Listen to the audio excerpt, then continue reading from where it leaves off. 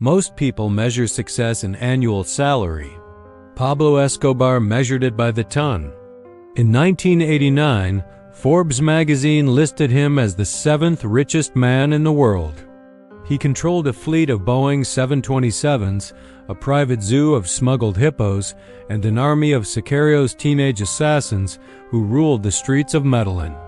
But the most terrifying thing about Pablo wasn't his money. It was the choice he gave you. Plata o plomo, silver or lead. If you were a judge, a politician, or a cop, you had two options. Take a bribe that would set your family up for generations, or take a bullet to the head. This simple, brutal binary allowed one man to hijack an entire nation's democracy. By the mid-'80s, the Medellin cartel was bringing in $420 million a week. They had so much cash they spent $2,500 a month just on rubber bands to hold the stacks together. But as the mountains of cash grew, so did the pile of bodies. Pablo didn't invent cocaine, he industrialized it. In the early 70s, he was a small-time crook stealing cars and kidnapping executives for ransom. But he saw a massive gap in the market. While others used mules to carry kilos in suitcases, Pablo bought a fleet of planes. He outfitted them with extra fuel tanks to fly non-stop from the jungles of Colombia to the marshes of Florida. He purchased Norman's Cay in the Bahamas, an entire island with a 3,000-foot runway serving as a high-speed transit point for the U.S. coast. A kilo that cost $1,500 to produce in the Colombian jungle sold for $50,000 on the streets of Miami. He became a man of the people to hide his tracks. He built Barrio Pablo Escobar, a neighborhood of 450 brick houses for the poor. To the forgotten people of Medellin, he wasn't a narco. He was a saint. This Robin Hood image was his greatest weapon. It gave him a human shield of thousands who would die to protect him. Pablo's ego was his undoing. In 1982, he was elected to the Colombian Congress. He wanted legitimacy.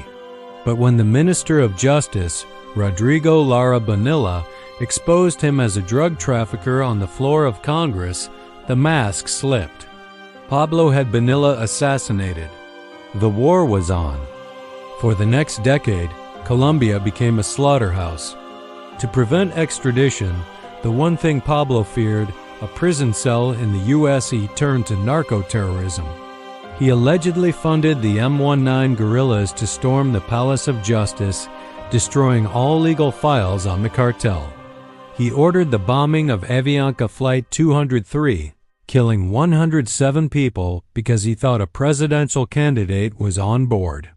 A truck bomb with 1,100 pounds of dynamite leveled the intelligence headquarters in Bogotá, killing 52 and wounding 1,000. By 1991, the pressure was too much. Pablo cut a deal. He would surrender, provided he could build his own prison and that he could never be extradited to the U.S. The result was La Catedral. It was a fortress of luxury.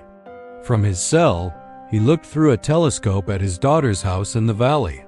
He hosted professional soccer players for matches and held lavish steak dinners. But the prison was a sham. When the government discovered he had tortured and murdered 2 of his lieutenants inside the walls, they moved to relocate him. Pablo didn't wait. He simply walked out of his prison and back into the mountains. He was now the most wanted man on earth. The end wasn't a grand battle. It was a game of hide and seek. The Search Block, a specialized police unit backed by the CIA&D, used radio triangulation technology to find him. On December 2, 1993, Pablo made a fatal mistake.